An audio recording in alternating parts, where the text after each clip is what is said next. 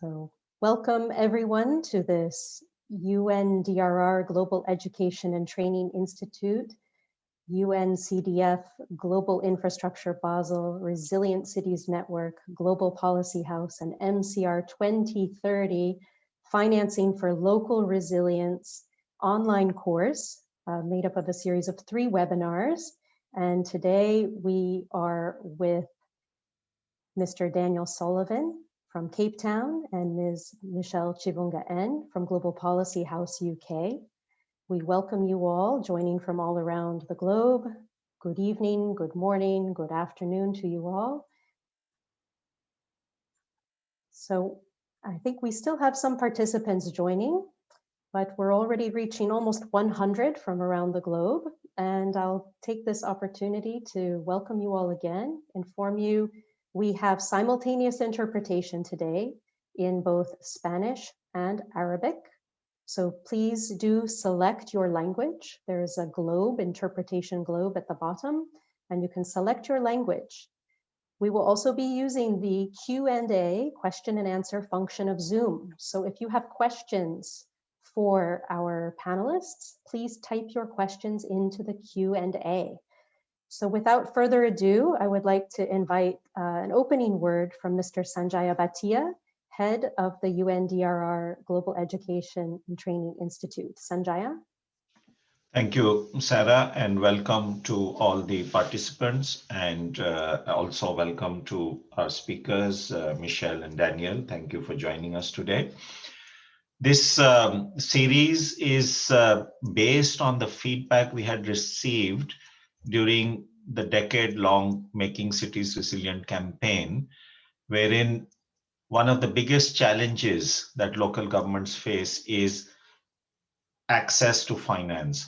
And that is not only about getting the funds, but it's also about what are the options and how do you go about achieving access to finance. So the concept behind this series, this 3 days, 3 sessions over 3 days, is to demonstrate the different options exercised by local governments and cities around the world and partners, and to give an exposure on what those options are so that you could also explore at your level. It's also part of, some of you may already know, there is this new initiative called the Making Cities Resilient 2030. Now this replaces the Making Cities Resilient campaign from January. And from January it will be operational. And again, one of the key pillars of the MCR 2030 is to ensure that local governments and cities have before them the options that they can use or exercise to access finance, to implement sustainable development and implement disaster risk reduction measures. So with just these few words on the background, I want to hand over to Sarah, and I'm sure you are all looking forward to hearing from these the 2 expert speakers today. Sarah. Great, thank you, Sanjaya. So without further ado, I'd like to introduce you to Mr. Daniel Sullivan, who is the Manager for Strategic Policy in the Strategic Policy Branch and Corporate Services of the City of Cape Town, South Africa. And Daniel is responsible for the overall coordination of policy development across the municipality. The Strategic Policy Branch seeks to facilitate integrated policy development and drives transversal programming across the City of Cape Town. In addition, Daniel is a dedicated policy analyst for the city's finance portfolio, where he has coordinated the issuance of the city's inaugural green bond. So we welcome Daniel for his presentation now on municipal financing mechanism by local government. So please do welcome him and feel free to share your questions in the Q&A box. Daniel, the floor is yours. Thank you very much, Sarah, and thank you for the introduction. Good day, everybody. I'm hoping that the technology works. It seems to be working for me on the side. Yes, it is. Thanks very much. Okay, so this presentation is really to talk about the City of Cape Town's inaugural green bond issuance. I know there've been a number of cities who've sort of expressed an interest in this, and the City of Cape Town was the first green bond issued in South Africa, or municipal green bond issued in South Africa. And this is really just to give an overview for delegates to this session to sort of understand the process that the City of Cape Town went to in issuing our green bond. So I'm hoping, let me just go. Okay, so the first, the presentation is really broken up into sort of three parts. So why the city went about issuing a green bond. And I think part of that is bedded in what has already been discussed about resilience finance. At this point, it was sort of climate related finance, but I can expand on that a bit further. Then I'll sort of talk about the certification and the bond issuance process and the steps that we went through in order to issue the bond. And then start talking about some of the benefits realized through the issuance of the bond. So why did the City of Cape Town issue a green bond? Initially, the call or the pressure, for want of a better word, came through from our C40 commitments. So the City of Cape Town is a member of the C40 cities, and there was a green finance stream within that where there was pressure or explorations around green finance options for municipalities. City of Cape Town issues bonds on a regular basis, and we felt that this was a mechanism to actually not only demonstrate our green credentials, because we do have a number of green or climate friendly and resilient projects and programs across the city, but also to sort of show how we can identify different sources of funding. There was another option, and I've sort of expressed that in the third bullet there, is to as I say, we have a number of green initiatives, and we're doing a lot in the adaptation mitigation space from a climate change perspective. But there is also a need to really help mainstream that across all of the projects and programs we do in the city. So having something sort of central within our financing approach just helped to bed that down as not just something that we do on the side, it was something that we do as a matter of course and integrated with the rest of the strategies of the city. From an external or from a sort of financial perspective, there were considerations around diversifying our funding mix, and that's something that a lot of people who issue bonds look at. As a city, we can access loan finance. We have a number of options available within our treasury services, and bonds as an instrument of that. But what we looked at within the green bond space was to actually look at alternative sources of financing. So there were a number of pension funds, and particularly in South Africa, where the pension funds are compelled to invest in sustainable investments. That's part of our pension regulation in South Africa. And I know it's sort of picking up around the rest of the world. So the theory was that there are a number of these institutional investors who are looking for these green investments or these climate-friendly investments. So by having a bond instrument which responds to that, we'd hope that we'd be able to attract not only, I guess, to some extent looking at cheaper finance, but also a broader range of finance or finance institutions that we'd be attractive to as a city. And then, yeah, just to mention that, as the City of Cape Town, and I think what was very compelling about our green bond story, and I'll dwell on that a little bit later, is that we have a sort of very sustainable and credible investment track record. So it's an important feature of bond issuances to just make sure that those records are in place, so that when investors are looking at your investment portfolio, they are they're appreciative of the risk and the track record behind that. So this slide just demonstrates the certification process that we went through, and essentially the certification and the issuance process. I've sort of tried to merge them all into sort of one slide and one process, and I hope it is helpful for anyone sort of looking at green finance or green bond finance, or bond, you could probably look at resilience bond to some extent as well. But I think for the purpose of issuing a green bond, as a City of Cape Town, we went around and looked at what best practice in the green bond space was. Bearing in mind this was a few years ago, I think the market has opened up a little bit more now. But we came across this green bond certification. You'll see in our bond carries a certification, which is essentially saying that it's not just us who've claimed it as a green bond. We've actually gone through a recognized process to ensure that it's independently verified, and the investments that it funds are climate friendly or climate related. So this green bond certification is something, and I'm not here to punt them, but there is an organization called the Climate Bond Standard. There are a couple of other organizations that have set up these certifications or certification schemes, which gives that external credibility to it. At the time that we raised our bond, the Climate Bond Standard, through the Climate Bond Initiative, was, from our research, seen as the leading one and the one that we sort of most aligned our framework to.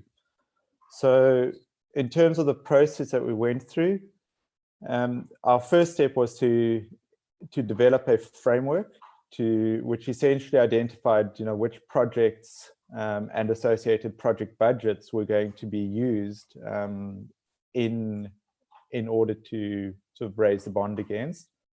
So that framework really set out the fact that we were going to use standards aligned to the Green Bond or the Climate Bond Initiative standards, and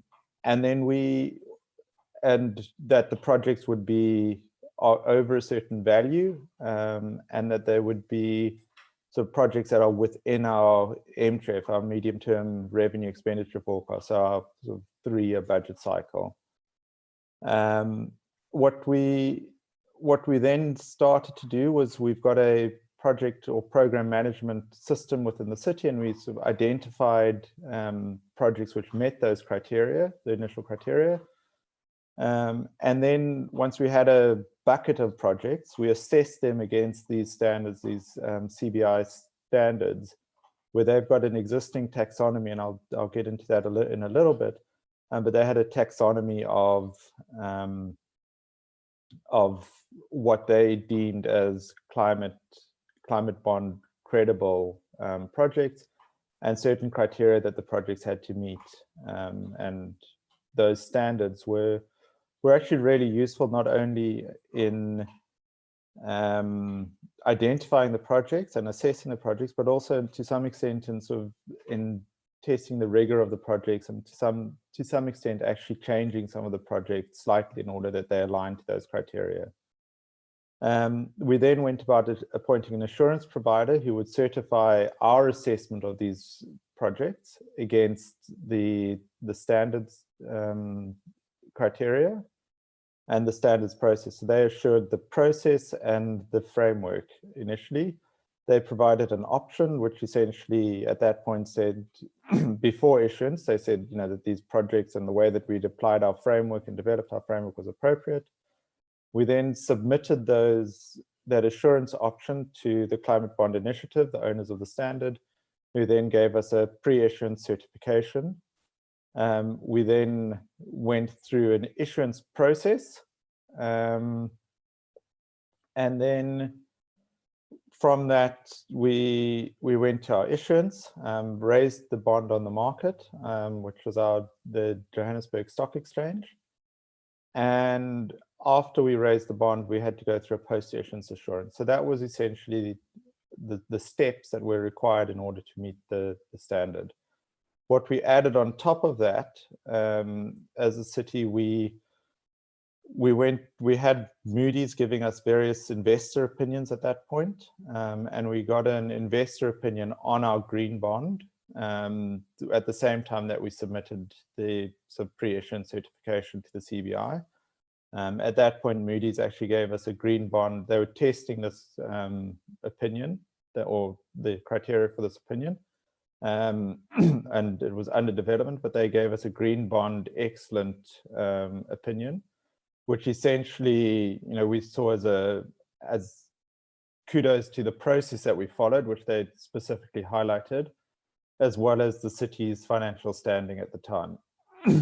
We also had a transaction advisor who we set up to do the listing process. So it was a merchant banker or commercial banker within the South African sector who specializes in bond issuances, and they did all the listing requirements on our stock exchange. They also facilitated an investor roadshow where we went to a couple of sort of key institutional investors and told them about the portfolio that we were putting up, and the projects and associated criteria behind them.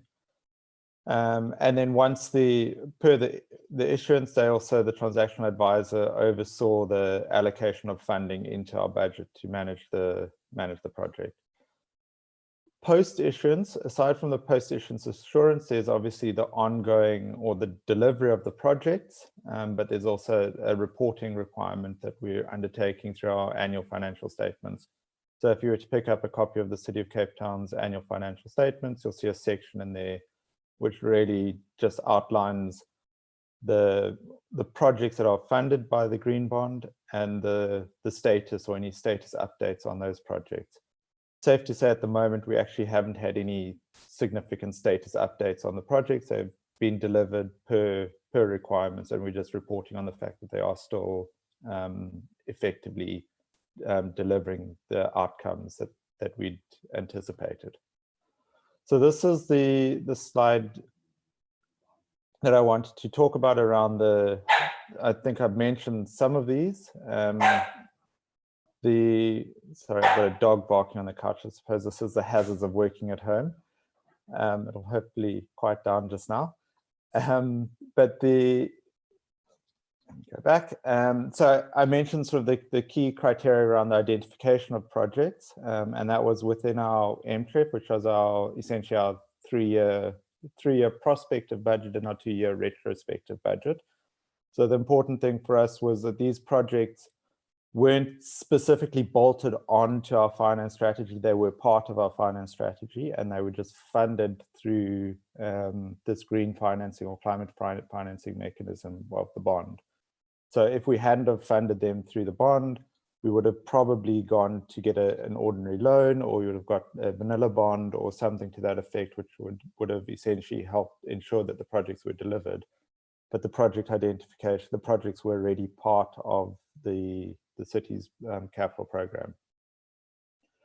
The projects, as I mentioned, were aligned to the CBI taxonomy. So this is an indication of the taxonomy at the time that they identified, which sort of talks across multiple sectors or multiple areas. You can see some energy, transport, water, etc. And then for each of those sectors, they actually have standards. So when we identified a project, we had to match a project with the standard and then assess the project against the standard. And then from the City of Cape Town's perspective, these projects, I think that's the question on everyone's minds, is that, we could have funded a huge array of projects, but what we decided within our framework was to limit it because of reporting requirements to projects above, I think it was 20 million rand at the time, just to make sure that حتى نتمكن من تقليل الخسائر المتعلقة بالمياه. Sorry, there's someone talking. Sorry.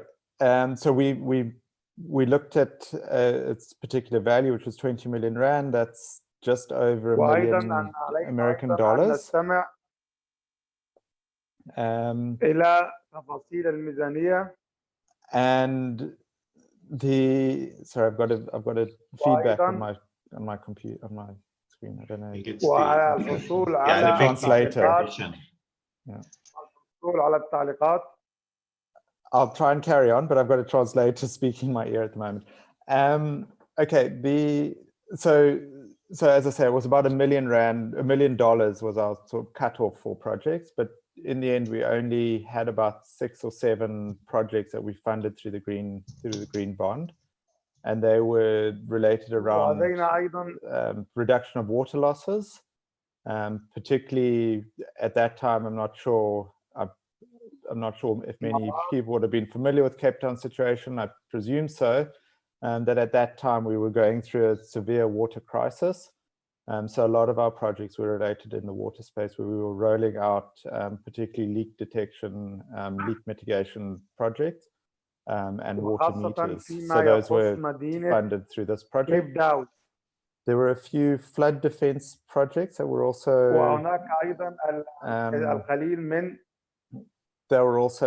funded, and that was which seems a bit counterintuitive that we're funding water augmentation projects or water security projects as well as flood defense projects. But from a resilience perspective, you can understand that, you know, when we have severe droughts, we also have the high likelihood of extreme rain events. So there were a number of flood defense projects that we had in place at the time and that are being implemented. We also installed a seawall to prevent coastal erosion along one of our seafronts, and that was funded through the project as well.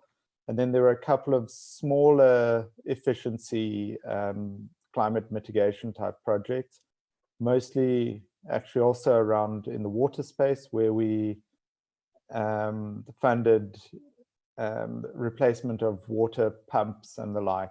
And then the sort of carbon saving from that was really the sort of reduction, or the fact that we'd replace them with more efficient pumps.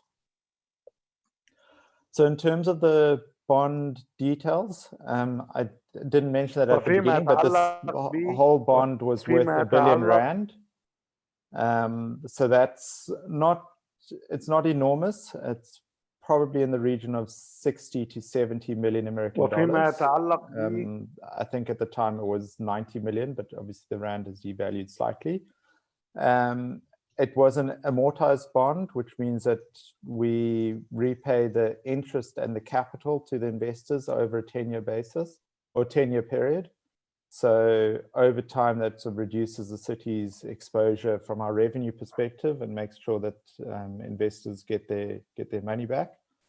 And then in terms of the financial results, when we issued it, it was issued at the equivalent of our Treasury 10 bond rate plus 1.33%.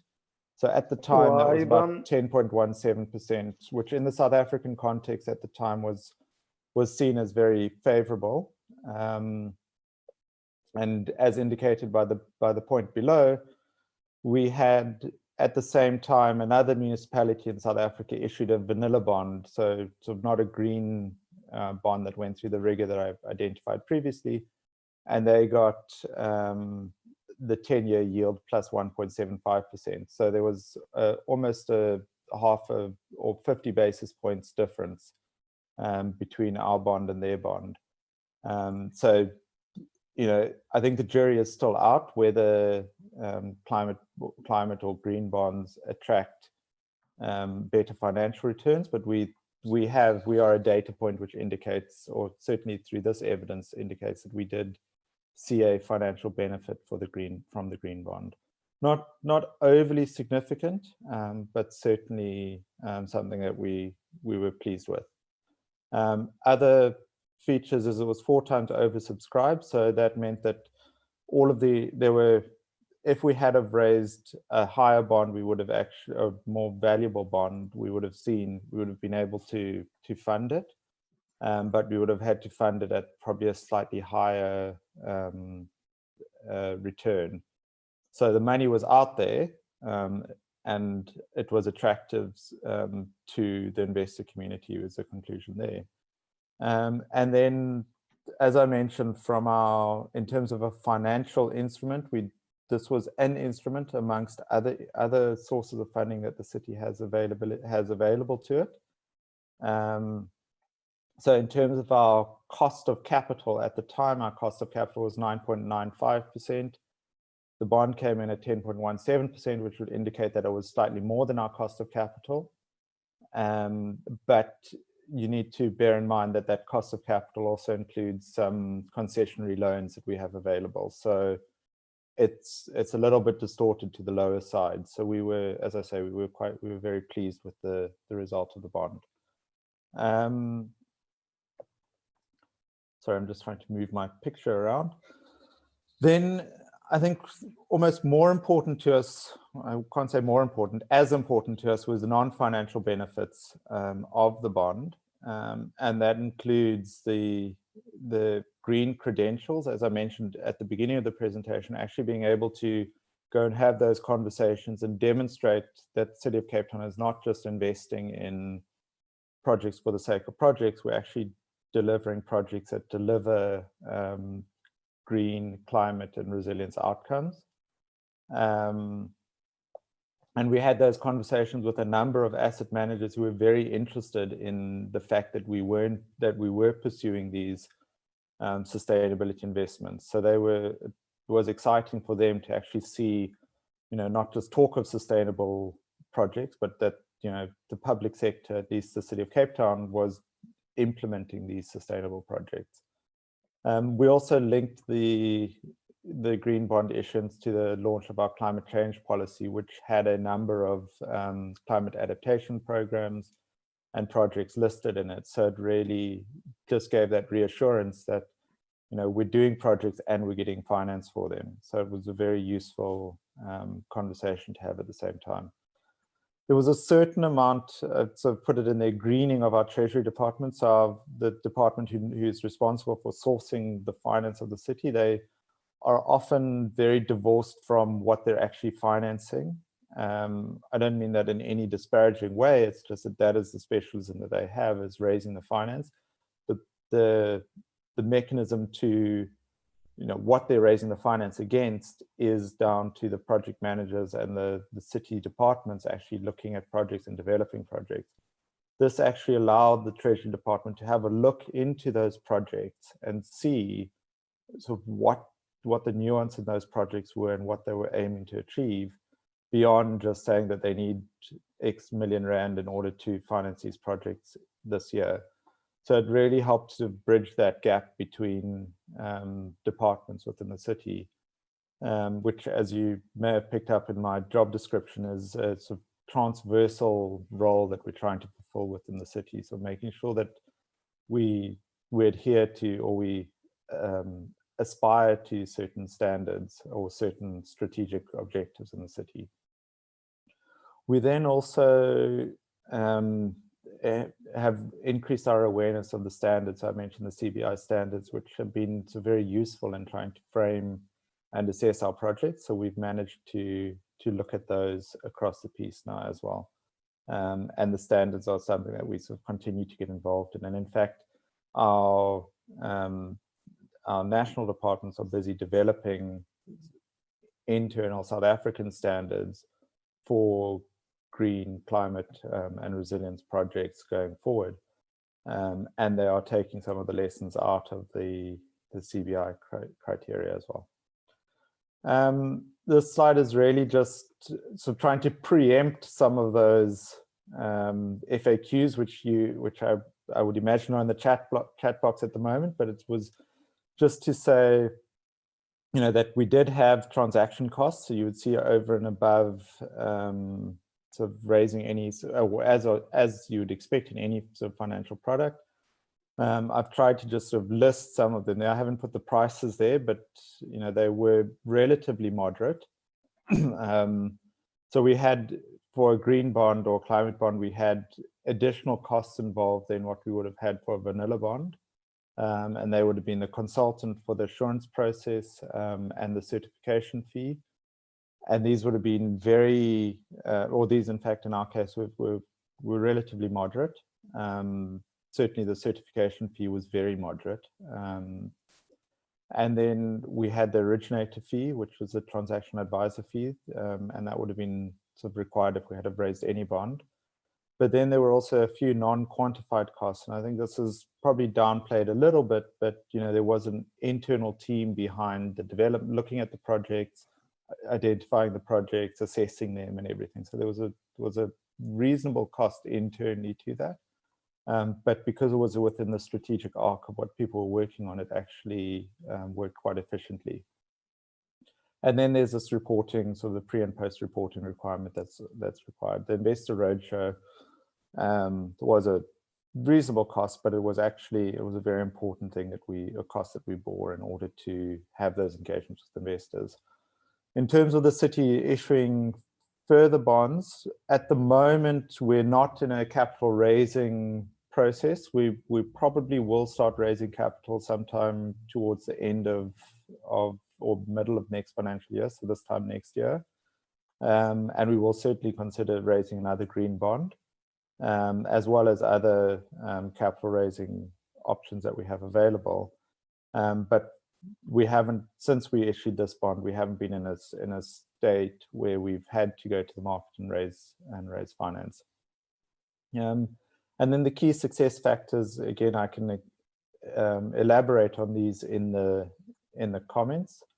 But essentially, it was the city's maintenance of this high credit rating. I think at the moment, South Africa has been downgraded, but the city of Cape Town maintains the highest credit rating available within the confines of our sovereign debt risk. And then I can't overemphasize the fact that we had this pipeline already developed. You would have seen in the process, it was a relatively easy thing to apply this framework because we had a project pipeline in place and we had project identifiers that we could assess. So we weren't starting from a blank slate.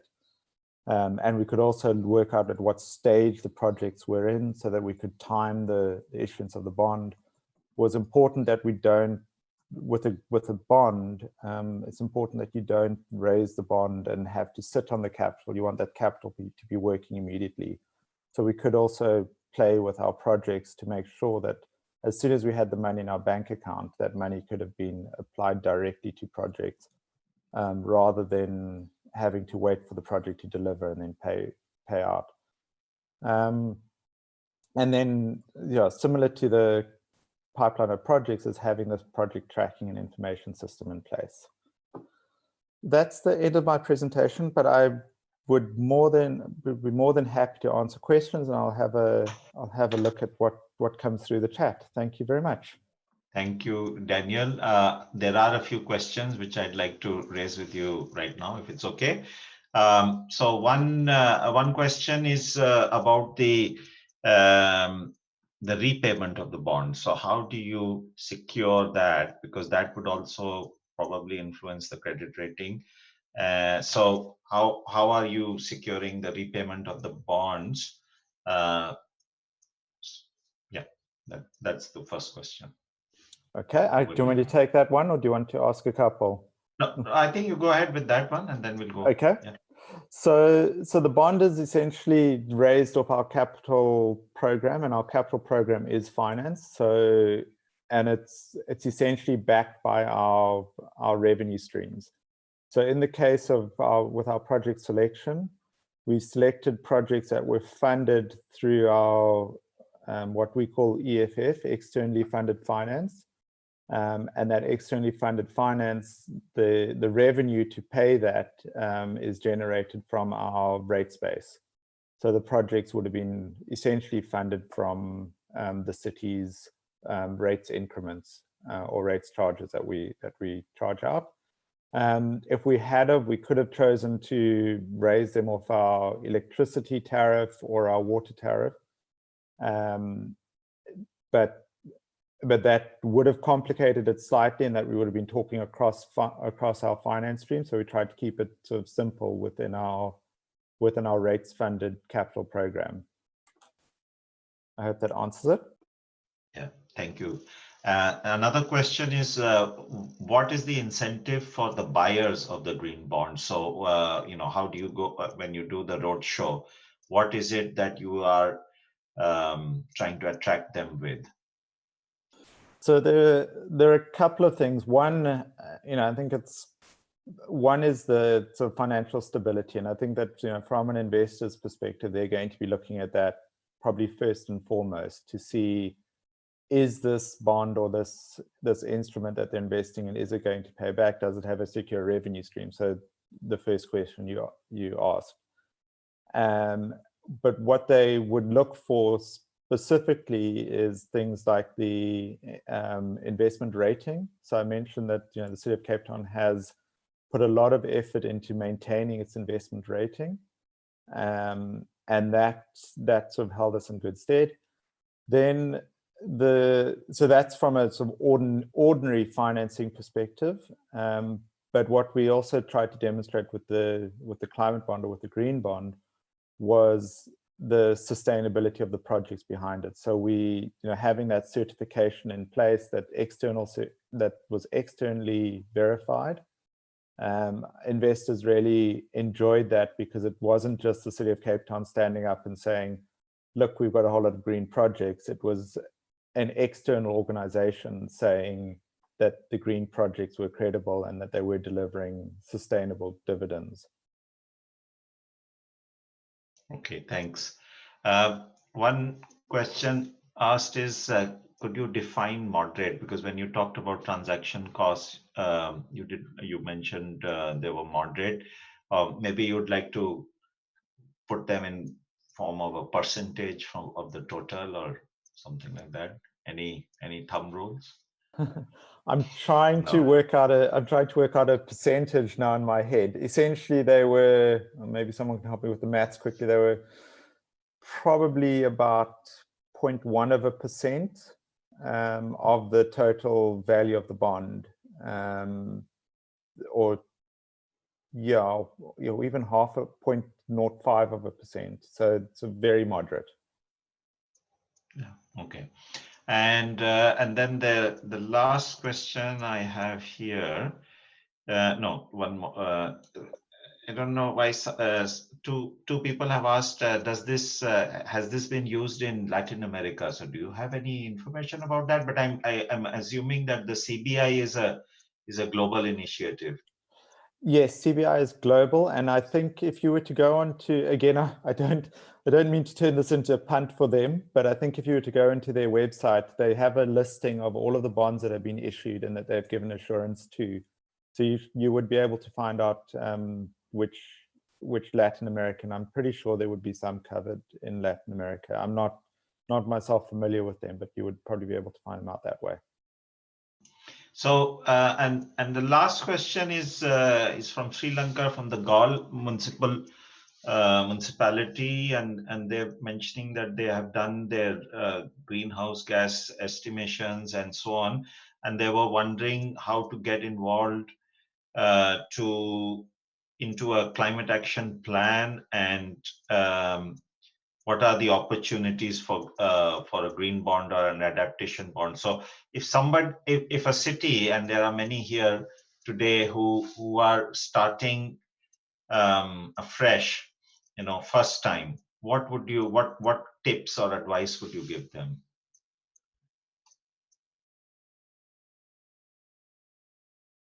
Sorry, I've momentarily lost my video.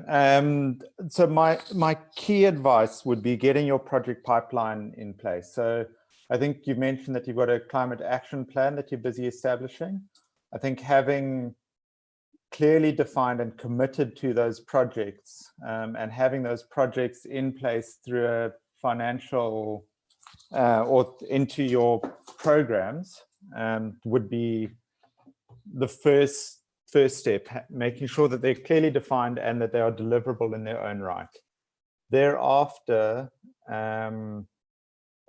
you can start looking at things like these taxonomies, and in fact, possibly even looking at the taxonomy while you're defining those projects would really help, because if you're trying to finance them, it would give you some indicators.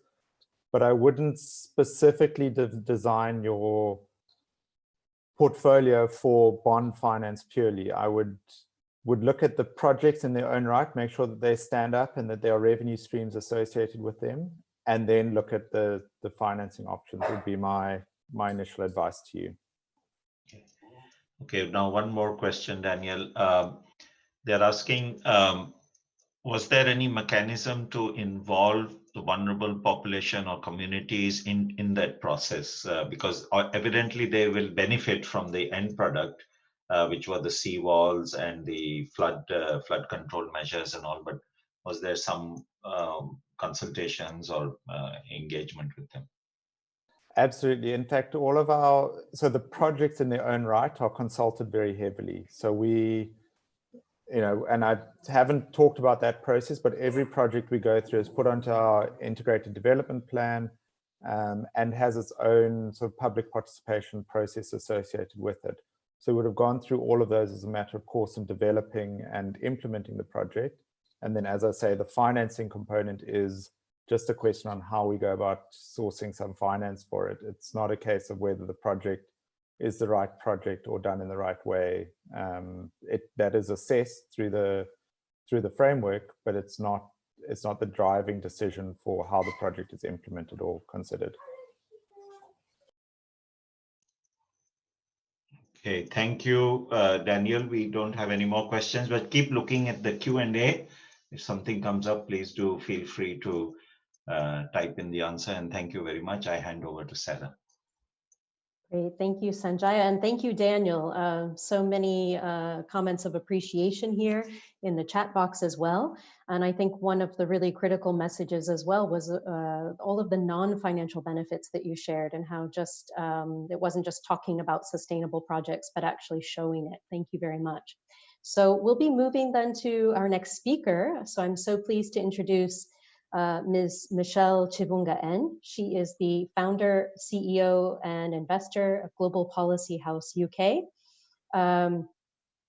She is often referred to as a young thought leader and investor in the blockchain and finance space. She's been recognized as one of the top 10 women in blockchain in Africa and one of the top 40 global fellows for FinTech for Good, working with the UN and others. She's also a senior advisor to several governments, including Government of Bermuda, African Union, British blockchain, and global institutions. So over to you, Michelle. Thank you so much, Sarah, and good afternoon, good morning to everybody. It's a real pleasure to be here, and it's fantastic to see so many people join. So very excited about presenting to you today. I'm mainly going to be covering the digital finance space. So really looking at, green financing and how green financing relates to sustainability. So before I kick off, I think I'll just, sort of just summarize a little bit what we're going to cover. The core focus will be very much around looking at how do we, look at new forms of finance. And then how do we shift, especially, what's been happening in the world today with COVID, how we can start to really untap access to finance through new models, and through new channels as well. And then I'll give just a few tips on some of the technologies that have played a very critical role in both supporting, the recovery so far with COVID, but also, in terms of financing and providing access to alternative sources of finance. This is particularly relevant as well in the context of smart cities.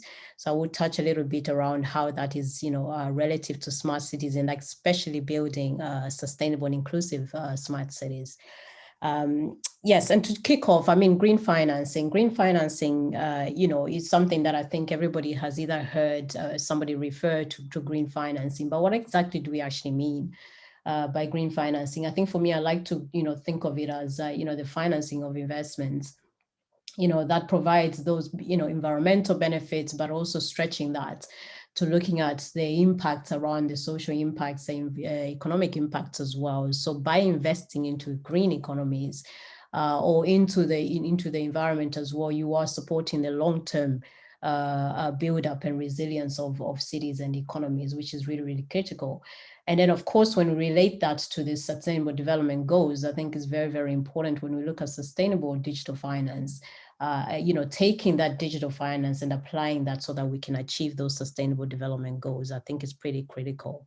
Now, what in terms of the gap, I think green financing has massive opportunities, especially that we have such massive financing gaps. Some of the gaps here are highlighted, 38 trillion needed to just achieve the urban dimension of sustainable development goals are absolutely paramount. Over 3 trillion projected, needed for smart cities around the world by 2026. Again, very huge amounts of financing required. When we look at the African continent, over 260 billion investment gap in agriculture. Again, very, very significant, especially when you start to think about things like food security and how we can start to solve issues around that.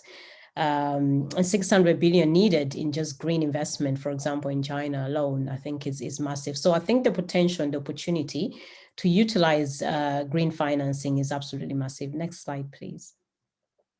And in order for us to actually untap that and look a little bit further into how we can look to resolve some of the disadvantages or, the current global financial system, I think there are many, many barriers, and these are not at all listed here. But I think when you're starting to think about the lack of, we've pivoted overnight into a digital economy, I would say. Whether we've liked it or not, all cities around the world have had to shift into that digital economy. And in order to evaluate the suitability, the fit for purpose of this economy that we're moving into, and how financing, sits within this economy is very, very challenging. There are a number of limitations, I think. The issues around underdeveloped digital infrastructure systems, I think is pretty a big issue around the world. Then, of course, technology is something, yes, it's being utilized quite heavily around the world, but not all cities will have the resources in place for costly, technology and software to implement, citywide. The lack of interoperability, especially around digital systems, is something that we need to look at more holistically and deal with that. Then, of course, the limited quality or access to, quality data, I think is very, very important. Often we have in some cities around the world, poor data collection methodologies, and actually the poor usage of data as well, which doesn't necessarily help. And then collaboration, I think, is right at the heart of it. So, you have poor collaboration between cities, but even between government departments where there's a lot of silos happening, is something, again, that presents a challenge in the global financing spectrum. And then understanding of the digital finance system is also something I think we need to look at very, very strongly. We've heard a lot around, bonds and bank loans, but only a small percentage of bonds today can be considered to be green bonds. So something to think about again. Next slide, please. And so why digital finance? Why digital green finance for resilience? I think it's absolutely paramount, especially as we move ahead and we start to think about recovery and building back better. Digital green finance, is very, very important in order to scale even the sustainable development goals that we all talk about. Most of the financing that has been, utilized within the green finance space has really come from private sources. And I think we need to diversify that a little bit. And when we're sourcing these, finance, we're starting to see the utilization of technologies such as blockchain. And I will talk a little bit about that in a bit more detail later on. The access to finance is a major global issue around the world. But if we are going to help, build that resilience and inclusivity within cities, then we need to get better at mobilizing finance. We need to get better at, utilizing the tools that we do have today to actually mobilize finance. And capital flows need to shift from just financing unsustainable development to really thinking about how do we finance sustainable development by utilizing green financing, by using platform. We are in a platform economy, as I like to say, and by tapping on the platform economy to really help to the mobilization of finance is absolutely critical to support those resilient cities. Next slide, please. So, what does it look like? Can digital green finance be the catalyst? I think, yes, it plays a massive role, especially in terms of driving those smart cities. And very, very important to think about that. Again, the opportunities with digital finance, research, I've collected quite a bit of research around the area, and digital finance, predicted digital finance, green finance, can have really multiple effects and actually can have added value of about 4 trillion US dollars in terms of deposit by digital finance. And then up to 90% cheaper processes as a result of utilizing digital transactions rather than using traditional methodologies. So again, you're looking at cost savings as well as improvements in processes by utilizing digital finance platforms. Again, you know, growing and expanding, the growing and expanding mobile penetration rate across the world, again, presents massive opportunities to actually utilize these channels to build further on digital green finance. Again, very, very core. And by the time we move to 2025 or so, you know, a lot of people will still remain unbanked, you know, not into the formal system, which again presents major barriers for the people. So if we start to innovate and start to utilize, for example, mobiles in order for us to disperse, you know, financing even across cities, then we're starting to shift not necessarily just the financing bit of it, but also to start to transform and impact people's lives, which I think is very, very critical, and start to bring these people back into the financial system and into the economic system. Again, heading towards building the resilience of our cities. And of course, you know, a lot of people have been affected by COVID, as everybody knows. You know, many cities have been affected around the world, and it's time that we start to find more quicker, innovative ways of actually getting financing, not to just the cities, but to the citizens as well. A lot of some of the methodologies that have been used, I think even during COVID, have really tapped on innovative models, even for governments to actually mobilize financing from city to city. So very, very important. Next slide, please.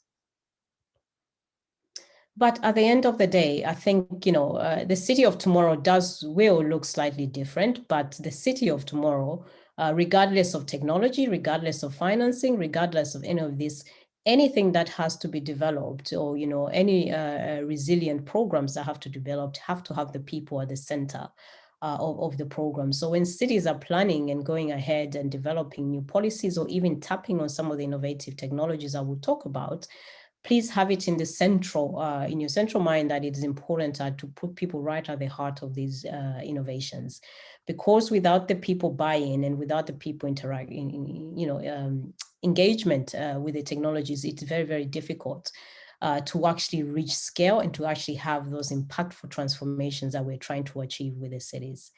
Thank you. Next slide. And of course, smart city innovation is all around us. You know, there's millions of, you know, already we are really living in a digital era where we are utilizing just a simple, you know, the phone, for example, we're utilizing to communicate, you know, major devices connected through IoT around the world, which is really, really impactful. And it is the same innovation which we are all kind of familiar with that's actually going to help with transforming society, I think. And we're starting to see a whole new era of activity. It is, you know, when we talk about smart cities, we are also referring to the opportunities that, you know, blockchain technology, for example, can help with either property registration, making house ownership changes more transparent and faster, or is it the traffic information systems that we have in the cities to help us, you know, read traffic congestions and make our roads much safer? There's a great deal of innovation, I think, that is coming forward, and we need to be able to untap that as we move forward. Next slide, please. But the challenge still remains, because a lot of the, you know, the cities, you know, there's a lot of digital silos, I think, that is going on at the moment. It's very, very difficult for cities to really fully utilize the advantages of the innovation process. And it is important, I think, for us to start to think about, okay, what does it actually mean? How can we start to close those silos and build cities that are working together in collaboration? We need quite a lot of opportunity to actually manage these digital silos and innovation, where we start to promote, you know, best practice, which I think is what we're doing even today, is actually cities talking to each other. And countries talking to each other, and nations talking to each other, and finding solutions. Even with COVID, COVID is a global solution. It isn't a national solution alone. So how can we start to collaborate and sort of close those digital silos and use digitization to actually help with the collaboration of finding, you know, solutions around the major problems we're finding? Next slide, please. And there are many, many digital solutions, that I think we can tap on, and it can be utilized to actually improve smart cities and enable the opportunities with green financing. Of course, even I'm sure many of you might have heard the usages of things like 3D printing, artificial intelligence, Internet of Things as well. How drones have played a major role in terms of either not just collecting data, but in being able to ship goods from A to B, especially in times of COVID when it's been very, very difficult. Big data, machine learning, artificial intelligence, enabling the aggregation and analysis of large amounts of complex information really helps us to start to break things down into little bits and start to understand it a bit more. I will cover some of these technologies in a bit more detail shortly. But it's very, very important that we start to actually provide an understanding around how these technologies can be fully utilized. Using big data for cities, I think is very, very important. But how you collect that data, how you monitor, how you read, how you translate, so that you can gain some meaning and analysis from the data is very, very core. Next slide, please. And so in order to, the smart cities of tomorrow, I think we are underpinned by really 3 core technologies, the Internet of Things, blockchain, and artificial intelligence. Transformative technologies like these are really, really core to build those, cognitive cities of tomorrow that we often hear about and talk about. It's key to untap the synergies between all these converged technologies in order to build that platform approach I was telling you about, and to untap actually some value from it. And it enabled the cities to become more of an ecosystem builders and to facilitate new business models, for example, as well as to allow cities to start to actually using this technology to create trust, to build networks where you can fall off each other, to learn about how you can build better. The cities bid, you're talking about improving buildings in the cities, optimizing the usage of assets within the cities, looking at managing city management programs, be it traffic, road, transportation, a whole range of other things. These 3 core technologies actually play a role in making that a little bit easier as you do that. Next slide, please. But at the heart of all the technology is data. I think everybody is pretty familiar now that we've heard all over the news around the world where there's reference to data all the time. I think data certainly is a very powerful resource that I feel still very much underutilized. But again, data isn't just about any data you have. You have to have very good quality data. Because if you do have poor quality data, for example, and you're using AI or machine learning with very poor quality data, there are risks to that. There's issues around ethics and biases that a lot of you might have heard about. So we need to be very, very careful in terms of what data we use, how that data is captured, and how that data is stored. So one of the things I do advocate for is actually we as cities, as governments, it's important that countries start to build data capital. What I mean by data capital is actually sourcing very quality data within the cities and making sure that data can be utilized to inform decisions to manage, help, sort of building management and a whole range of other things, which is very relevant to smart cities. And one of the things that we can gain as a result of good data practices is obviously that interconnectivity. Devices will power the collective flow of data around the world. Data being that golden thread that connects everything is very, very important. And data obviously supports cities to provide more personalized services to citizens using data to understand, spending patterns without breaching. This is very, very core. Without breaching data privacy, I think is very important. Even if you're starting to understand your cities by utilizing information from people's, engagement, be it with shopping and a whole range of other things, it's very, very important that there's data protection. And there's security around how data is utilized. And I'll touch a little bit more as we progress. Next slide, please. And so in order to fuel that digital green financing, again, unlocking through data is very, very important. Digital finance, which includes a broad range of technologies, as I've outlined, is very, very reliant on that quality data to fuel these technologies so they actually work properly. And digital green finance will push more inclusion and participation, opportunities for new innovations, including things like digital currencies and things that are coming into force. So it's very, very important, I think, with the utilization of data, that we start to build a better pattern for greater auditability. Or for example, what happens with the financing that moves from the investor to the city to to the builders. How can you manage that process and ensure that financing is being utilized in a more transparent manner, that you can have an audit trail of that green financing that's been deployed? So very, very important. I think if you can use digital platforms to actually unlock that and start to understand how that green financing has been utilized across the cities. And then obviously support sustainability, but through more transparent supply chains and widen choices for consumers. Next slide, please. And how can you do that? So I think blockchain, like I said, one of the major technologies, blockchain, putting it very, very simply, is that platform that allows you for greater visibility, by utilizing or conducting transactions on a platform where you can manage and see, have more transparent overview of what's happening with those transactions. And then you can also take the data I talked about and record that securely on the blockchain, because it is encrypted through encryption and a whole range of other methodologies used to protect that data.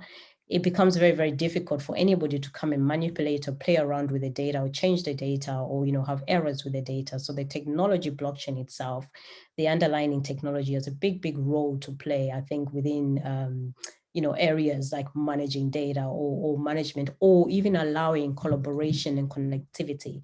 Because with a blockchain, you can have a whole range of different players, be it, the person maintaining the roads, or the building, the government, the local authority, all being part of a blockchain network. And through the blockchain network, they can be able to be informed as the data is being put into the system of what is happening, and when what is happening.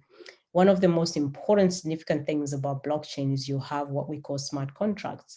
And with smart contracts, you can utilize smart contracts to actually execute functions in future. So almost giving instructions to say, okay, so if the traffic lights break down, because you've got sensors there that kind of tell you through IoT that the traffic lights have gone off or whatever it is, and that is communicated through a blockchain, for example, and the necessary authorities can be informed at the right time in real time to improve, what's happening with the traffic lights. Then you have that automated process through things like smart contracts, where you can act on it quite efficiently and more cost effectively, rather than being delayed in terms of response for some of these procedures. So very, very important technology. But one I think that still has very poor understanding. I think a lot of people tend to be more familiar with blockchain around cryptocurrency.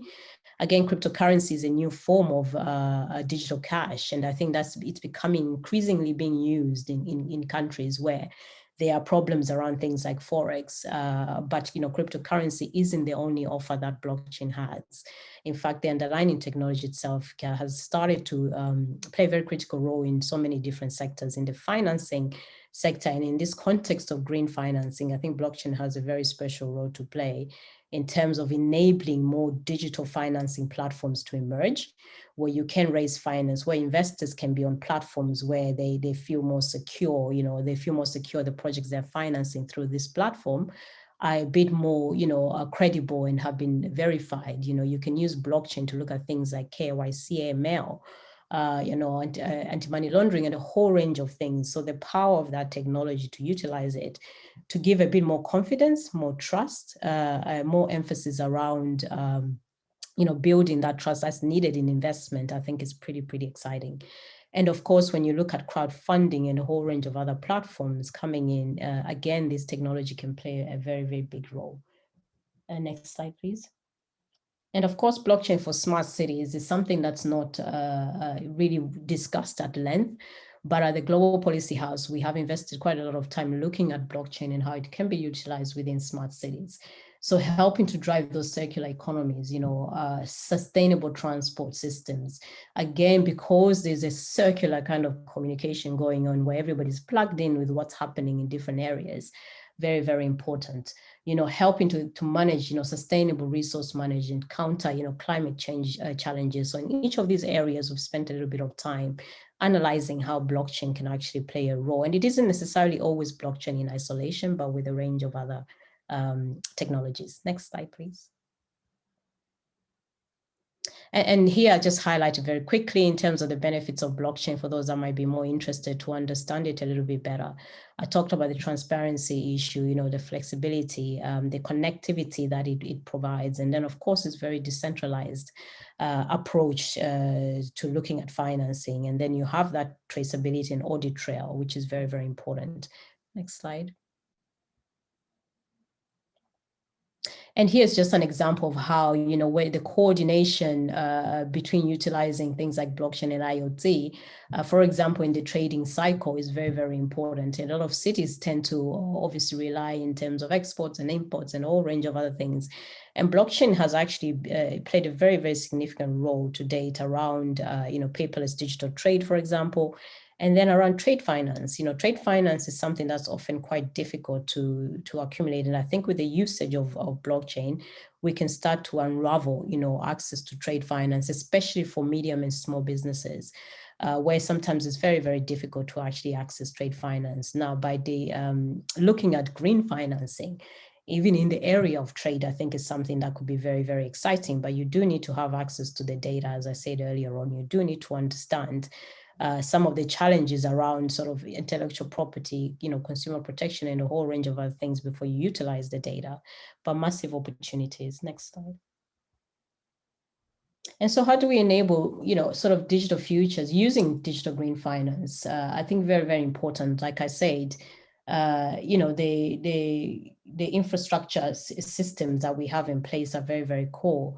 If you want to converge, like I said, IoT and blockchain play a pretty critical role and work well together, because it's enabling with the Internet of Things is basically you have so many different devices connecting onto the internet and being to feed in that data, that information onto the internet, which again can be read and translated and stored onto the blockchain is very, very powerful. So let's take advantage of those converged opportunities and utilize the technology for that.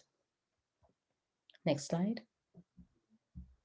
Again, AI and blockchain, again, very, very powerful. But again, back to my earlier point, artificial intelligence, very, very good in terms of providing analysis and predictive analysis of data. But how is that data stored? Where is that data? How do you manage those data sets? How do you collect samples of data? You know, machine learning is playing a pretty critical role around smart city developments around the world.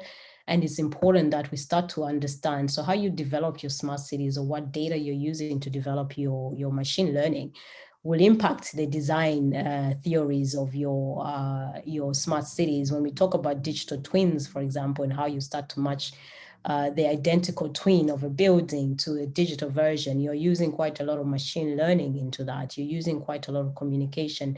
And I think blockchain, again, can really be brought in to help to stimulate that and give more, you know, sort of almost reality checks between what's happening in the actual physical building as you're developing to the digital twin. So massive, massive opportunities there.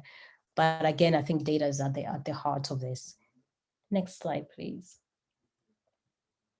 And of course, smart innovations, there are many, many smart innovations that are happening right now. I think the mobile, you know, speaks volumes, especially when you're talking about emerging markets.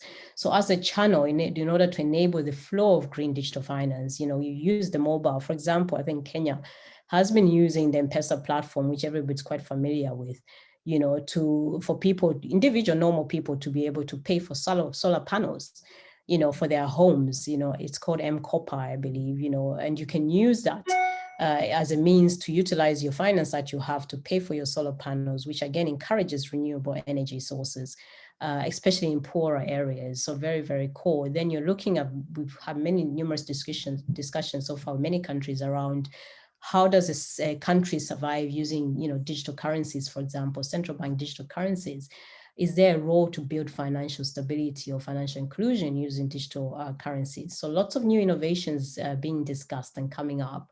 And I think within those discussions, there should be some discussion around, okay, how can we make all that green?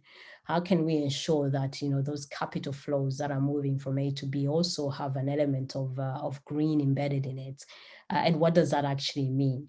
Fintech, of course, is playing a major role in terms of really disrupting the financial market, traditional financial market, to bring in new. وأيضا علينا أن ننتبه to bring in new models, more decentralized financing models, as some people might have heard.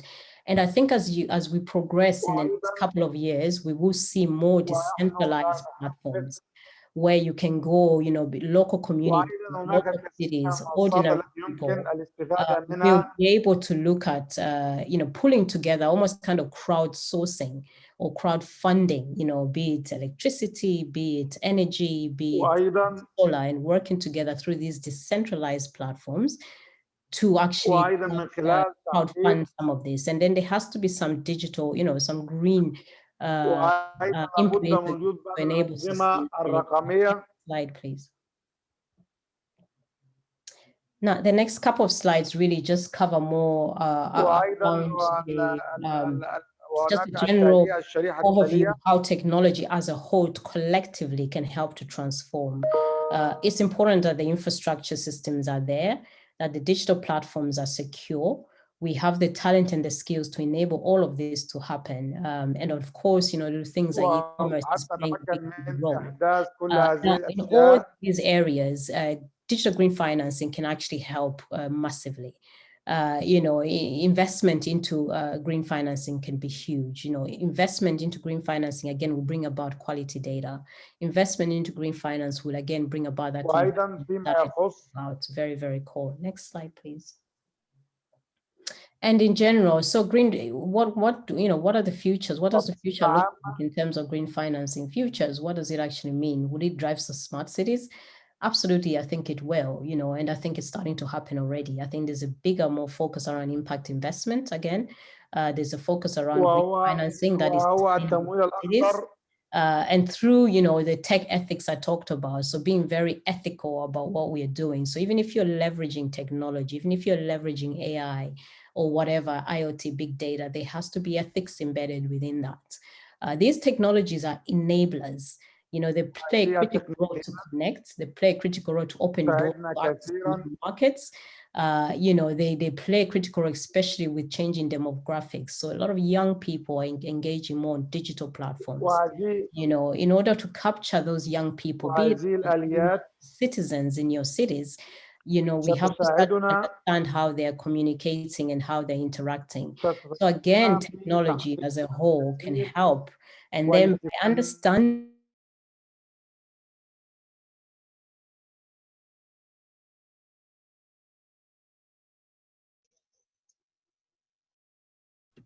sorry, I got muted there, but just to carry on, by understanding the demographics, then we're able to, to shape and actually provide green financing that is tailored, that is personalized in order to match this smart cities of tomorrow that we want. And then it's not just a case of we're just digitizing one element, it's end-to-end digitization. And then there's a big issue around, collaboration and policy coherence that is needed for that recovery in future. Next slide, please.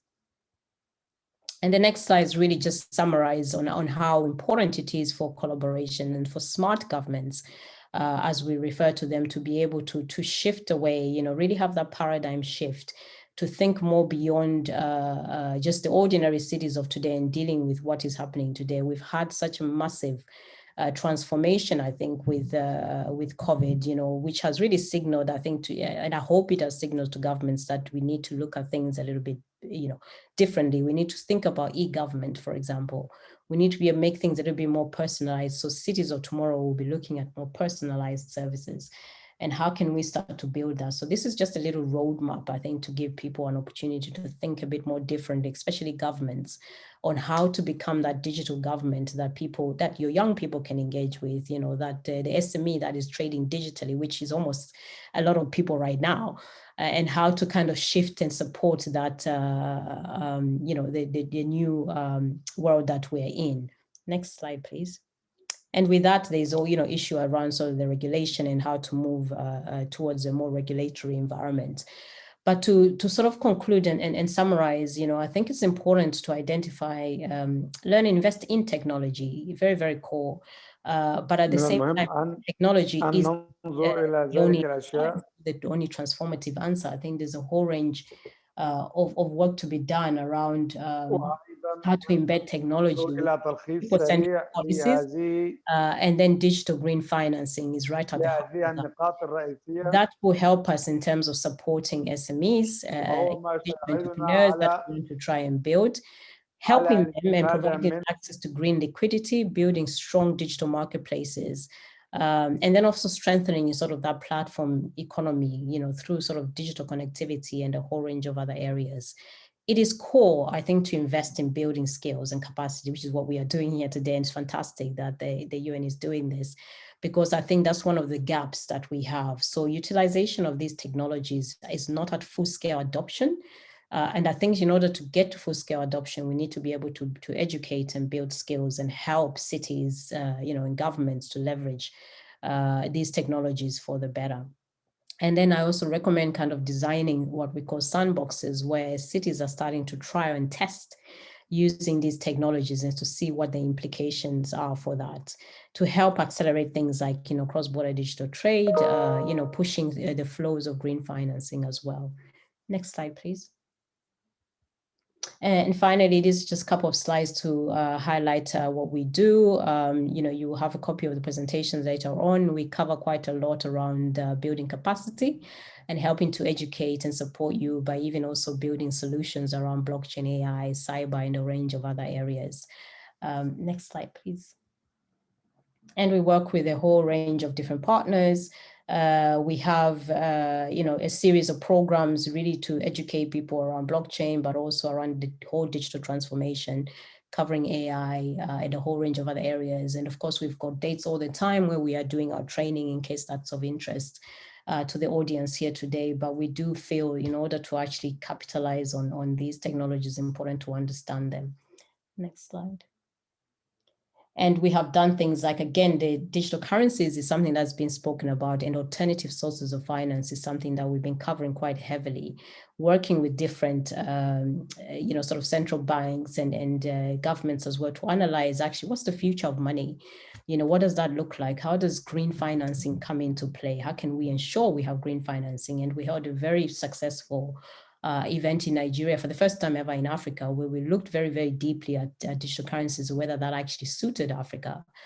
You know, we had feedback from about 20,000 people engaged with the whole event. So obviously the topic of financing as a whole is very, very important, and it's something that a lot of people are engaging with quite heavily. And I think by looking at green financing and how that sits very early on, I think will be important for a lot of cities. Next slide.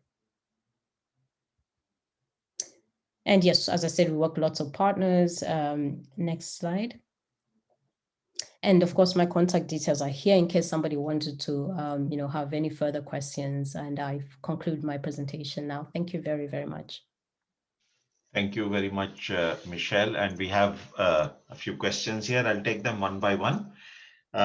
So one question, not related directly to financing, but about blockchain technology. Can this technology be used for the security issues of a city, and what limits does that have? Michelle. Sure, thank you, Sanjay. No, absolutely. I think, yes, it can be used to security issues for a city, but like I said much earlier on, I think we would have to look at the detail and say, okay, look, what exactly are we trying, what problem are we trying to resolve? What security problem are we trying to resolve? So I don't want people thinking, off we go, you know, blockchain is going to go and solve absolutely every problem that we have. In fact, it's the other way around. We have to think first and foremost, what is the problem that we're trying to address and what tool can we utilize? So it could be IoT, it could be AI, it could be something else, it could be cybersecurity, or it could simply be a process issue and might not even necessarily need blockchain, but absolutely blockchain plays a critical role in terms of security for cities. So when you think about cybersecurity and the problems we've had with hackers and a range of other things, blockchain can actually play a role in ensuring the security of data. So everything is decentralized. You don't have just one central point that, for example, hackers could go into and hack, you know, a building. So it provides a bit more security around in that respect, but also helps to protect data. You know, I talked about the usage of huge amounts of data. Now, those data sources can be encrypted, right? And with blockchain as well, you don't necessarily have to share every single information, for example, about your citizen.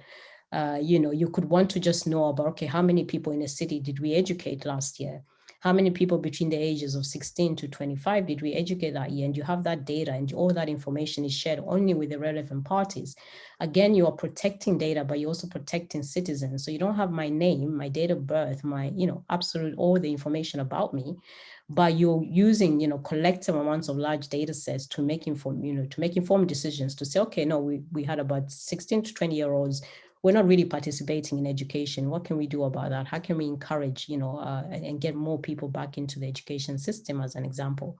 So it really, really helps to inform and helps to shape, the production of services. But even in cybersecurity, I think it can play a very critical role as well. Thanks, Vishal. Another question is asking about when you say quality of data, do you mean data gaps, or is there something else? Could you further clarify?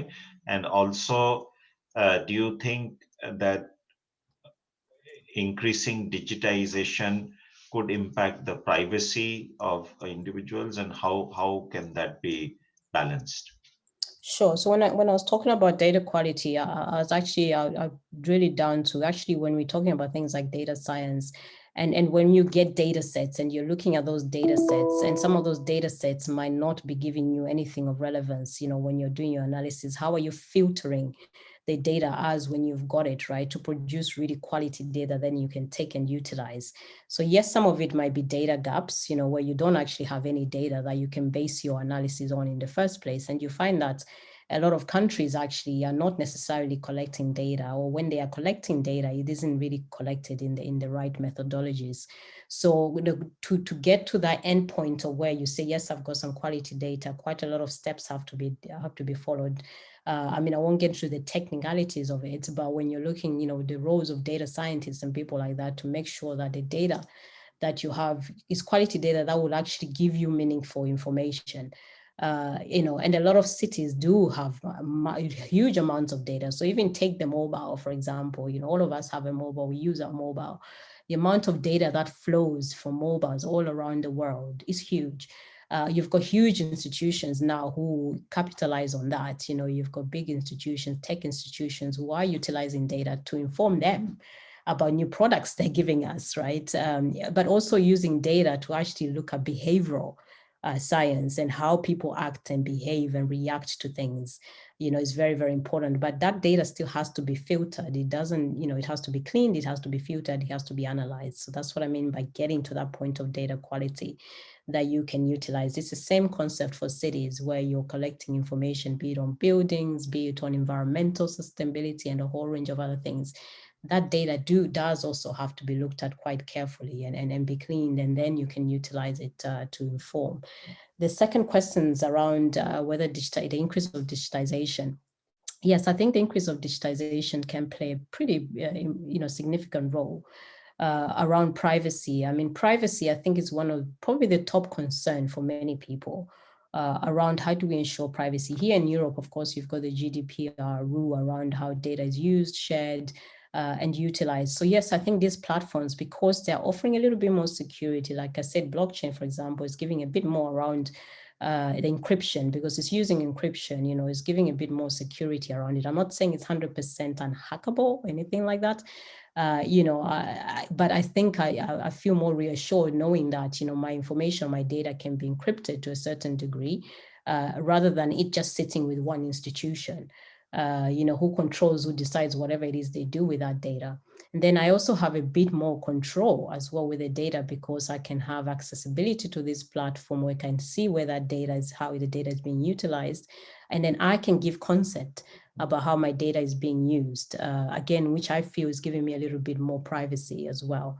So the privacy debate is ongoing. There are still some issues around, again, without getting too technical, but depending what type of blockchain you have in place, be it an open or private blockchain, there are issues around, okay, how secure is it if it's open or if it's private? But there are other methodologies or other technologies that we can use to ensure that security. So I do believe digitization can play a bigger role in security and in privacy moving forward. Absolutely. Okay, thanks. There's another question about the civil society organizations' role and how they could be in a position to access green finance and digital green financing.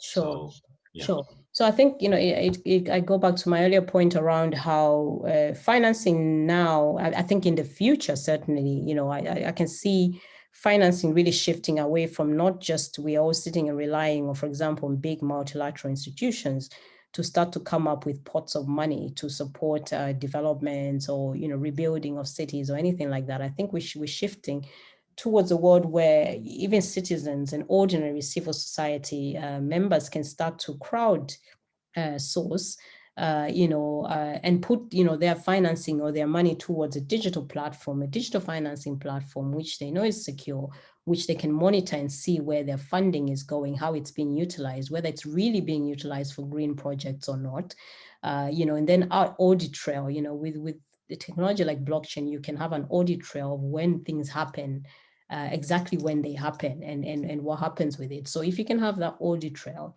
and you can have many players jump onto this platform. So I can today ask all my friends, all my community to come and say, let's all put £10 towards a project that we want, a green project that we want to finance through this platform. And this platform will manage my £10 and I can see what happens with my £10 right from source to the end. We're going to see a lot of that coming up, as we move ahead. But there's also massive opportunity for existing multilateral financing institutions and DFIs to actually utilize these platforms for better accountability of how money is being utilized and how money is being, whether it is actually genuinely being used for green finance and sustainability. So, like I say, the technologies themselves are enablers. They are tools that help you get there. And I think civil society absolutely can start to raise their own new forms of alternative sources of finance, including green financing, by using these platforms to do so. Thanks, Michelle. Another question is that both digital financing, green financing are new and not so popular yet. So, sorry, I jumped. So yeah, so how do you see the further development of green financing on to 2030, let's say? And let me just add another one. Another question is about the cities in developing countries, and what would you suggest to them to be the good first step to utilize digital financing or to access digital financing?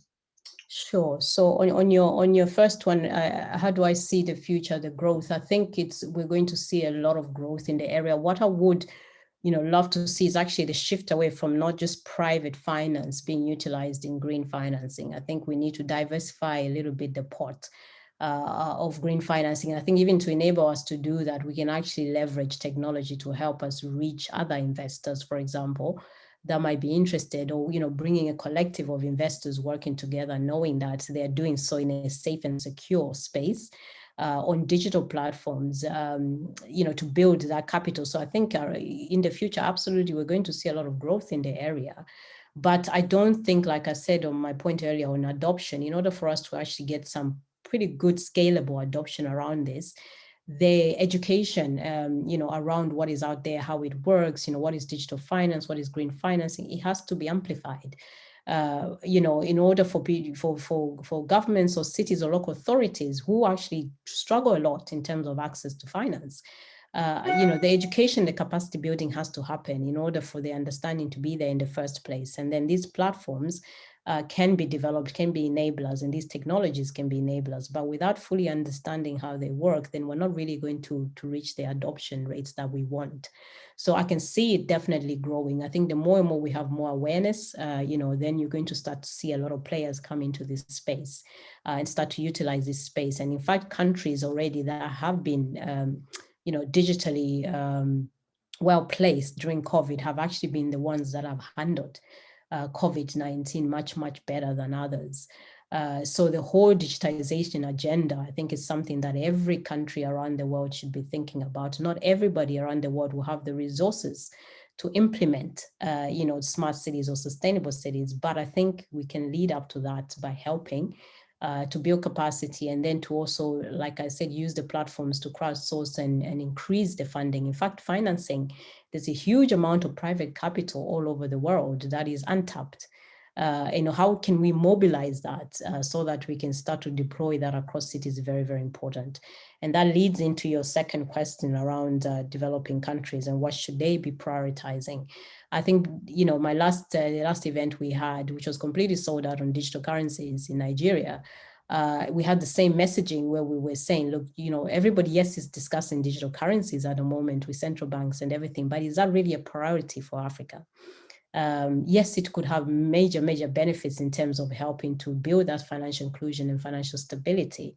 But at the end of the day, when you start to undig, when you start to think about digital currency, you have to have the right infrastructure, you have to have the right resourcing, you have to have the right skills in place, you have to have the technical capabilities in place as well in order to actually build a full-on CBDC or central bank digital currency, that we talked about. So ultimately, I think for emerging countries, we still have issues around how do we start to build, basic infrastructure in order for us to leverage and tap off digital financing, for example. But again, Africa, flip side to that, Africa, for example, has already been utilizing digital financing through things like the M-Pesa platform in Kenya, where people use their mobiles, they have access to financing through their mobiles. So it's not something that's not been done. In fact, I can see it growing quite rapidly, because Africa can easily leapfrog, some of these technologies requirements, even with things like blockchain, because you don't necessarily have like problems with legacy issues or, the interoperability challenges that you have to think about between systems and all that. So Africa and other emerging countries can actually take advantage and start to leapfrog. And we are starting to see this. You take China, for example, as well. You've got the Ant Group there. I think their IPO has been put on hold at the moment, but they have about 700 million users using their smartphones. And they're incentivizing those users to use their smartphones to reduce their individual carbon emissions. So it's little things like that, I think that might seem little, but they're actually helping to change things within cities. So for emerging countries, I think my ask would be actually we have to be very, very clear in terms of really being prioritizing what needs to happen when. Mobilizing resources, again, is a big issue, I think, when it comes to emerging countries, because a lot of the emerging countries are under-resourced and it's difficult to mobilize finance. We have to encourage more internally driven financing. And again, that can be done through tapping on digital financing platforms locally. A lot of young talent exists in emerging markets. We need to build skills with those talent and help them to actually build those infrastructures that I'm talking about. Thank you, Michelle. Just quickly then, because we are over time, but I think just a couple of questions we could answer quickly. One is, one question asked is that there are gaps in our data, in digital data. So what do you suggest to bridge those gaps? And then another question is about, what are the key legislative issues which should be resolved before going into green digital financing? Yes, no, absolutely. I think the gaps in data are absolutely a huge problem for a lot of countries. And again, I go back to my points around how we need, actually links in with your second question around regulations. So who kind of holds data? Who is responsible for data? At the moment, I still feel like a lot of countries, data is it's quite heavily monopolized by more the big tech firms, by big institutions. And then there's very poor sharing of data as well. So that brings in the gaps with data. So how can we encourage, the sharing of data safely, right? So if you're the local authorities and municipalities, how can you work together with other municipalities so you start to share data, or even just share best practices? How we're going to start to fill those data gaps. And so we need to do better at that. I don't think that's happening very, very well. Then we need to have better, data collection methodologies. We need to start to understand actually where is the data. Are we actually leveraging the opportunity to actually collect that data and use it meaningfully, safely, without, the breaches of privacy or anything like that? there's quite a lot of that needs to happen, and there's quite a lot of education on how we can actually do that. So again, back to your second question in terms of regulation, I think, look at fintech. A lot of countries around the world don't really have very clear fintech regulation in place at all. There's a very poor understanding by regulators as well in terms of how do we regulate a sector that's constantly evolving, constantly changing. Some countries, yes, have started to look at, really introducing some very innovative regulation around things like usage of data flows, local data regulations that are in place. How does that impact innovation? How does that impact innovators? Many countries have come together and are working with the innovators to create what I referred to earlier on, sandboxes, where they're kind of talking to each other and saying, as a regulator, this is what we would like to see. As an innovator, we also need to be able to do X within your regulatory environment. So how can we get to a point where everybody somehow benefits? At the same time, we also need to protect the consumers and the users of these products. So the regulation elements and the policy elements are really, really fundamental. And that's something that we need to discuss more in detail. And I think a lot of governments really need to play together with regulators, need to have a more critical analysis of actually how can we build regulation that is not hindering, is actually supported, because you'll find that a lot of people, innovators, companies, even like ours, we're very pro-regulation.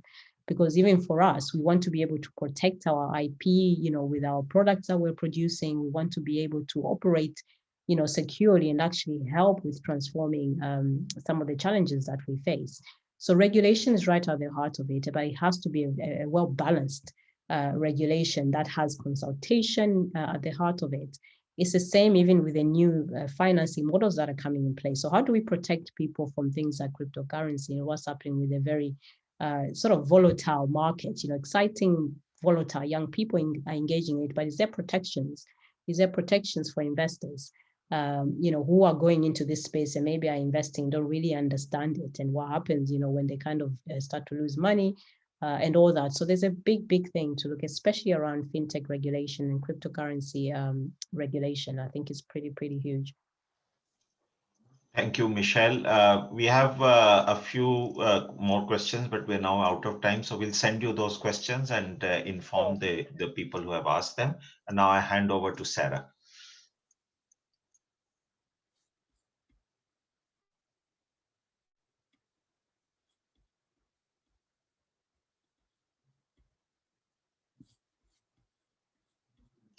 Sarah, you're muted.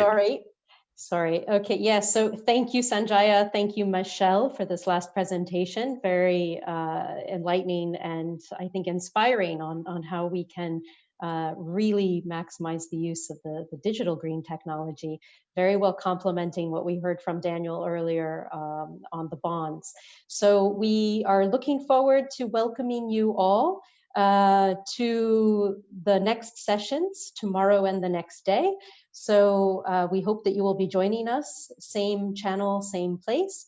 We invite you please to take our survey. The link is in the chat box, and you can also check the event page where we will be posting the recordings and the presentations. So tomorrow we will have the presentations on local climate adaptive living facility, local, as well as guidance and checklists, preparation of sustainable and resilient infrastructure projects. So with local and with global infrastructure Basel Foundation. So we thank you all very much for your participation, and we look forward to seeing you tomorrow. Thank you again to Michelle and to Daniel. Have a great night, afternoon, or morning, wherever you are. Thank you. Bye. Thank you. Bye-bye.